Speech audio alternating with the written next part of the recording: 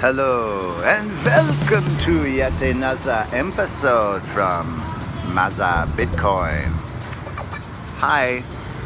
I'm sitting with a friend of mine, but I'm not, he's to remain anonymous. And I would like to go over a few things in the crypto market for people that are actually following this channel and trying to improve their lives from Bitcoin and crypto itself.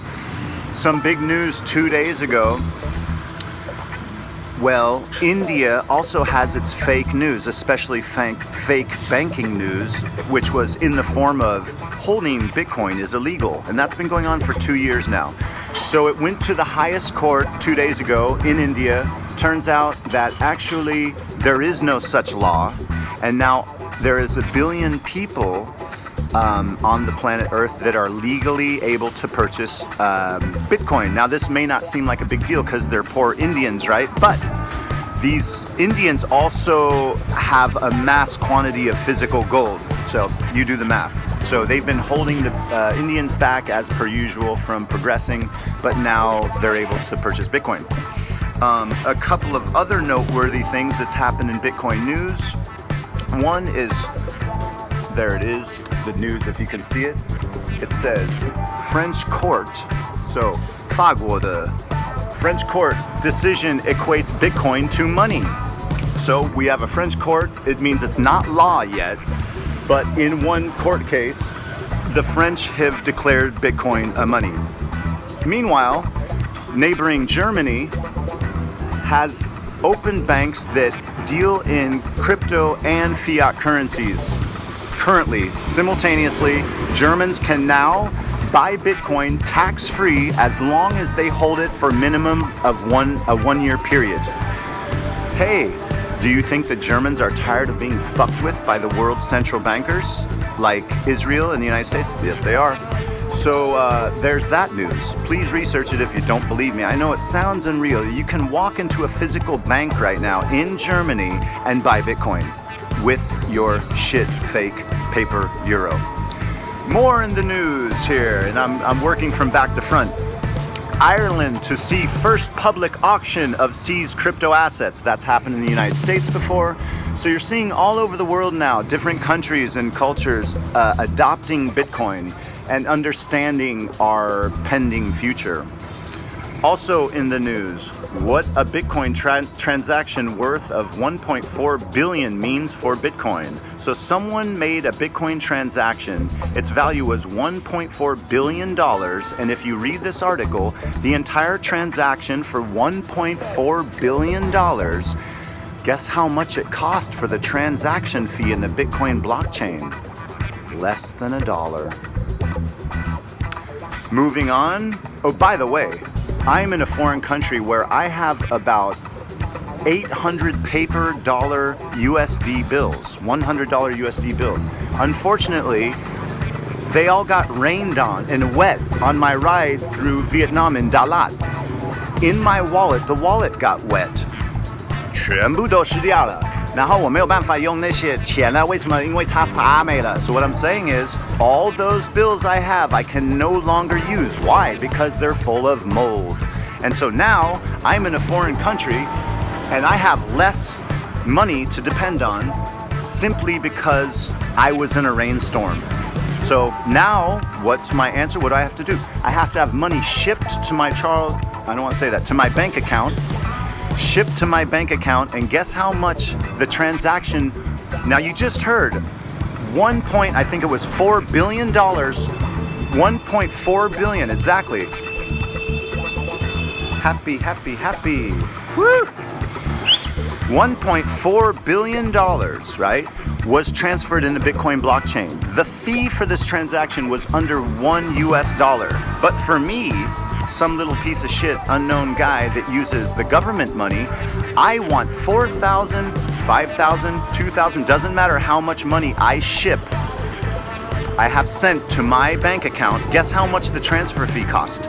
Roughly 30 plus US dollars.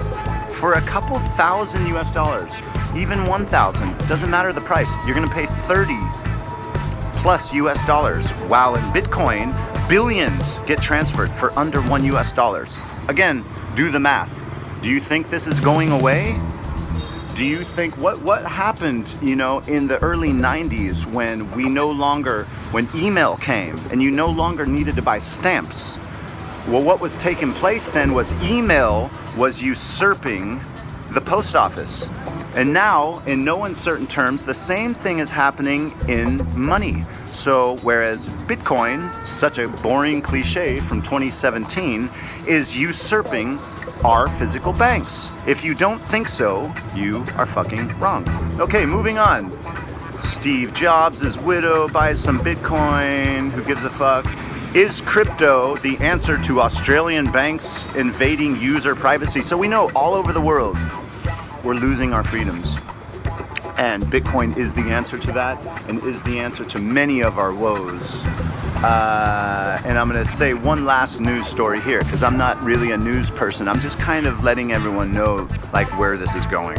And you gotta understand this news that I'm sharing with you right now, this is from a 2-day span. This is just 2 days. Every day I could go through all the news articles. Please, there's actually an interesting website called The Bitcoinist.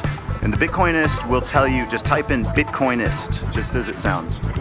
And you can watch, and every day in The Bitcoinist, in other Bitcoin news, you're gonna get a minimum of 10 stories, 10 different items that are taking place in Bitcoin where you see the growth of this nascent, small, 微小的科技 technology. All right, the last news story. BitMEX, which is just another cryptocurrency exchange like Binance or Gemini, BitMEX keeps hoarding Bitcoin. Revenues keep peaking.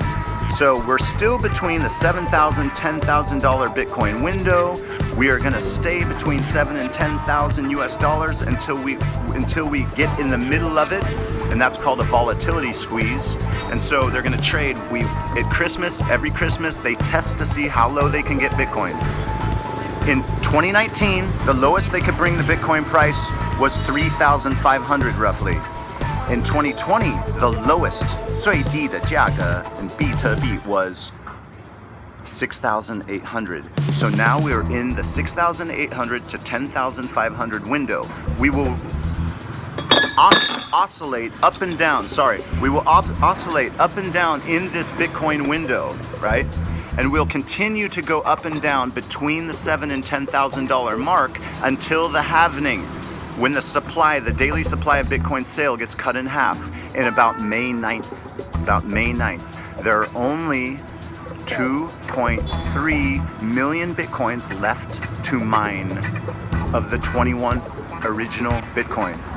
Unfortunately, or fortunately, depends how you look at it, 6 million Bitcoins are gone forever. Doesn't matter.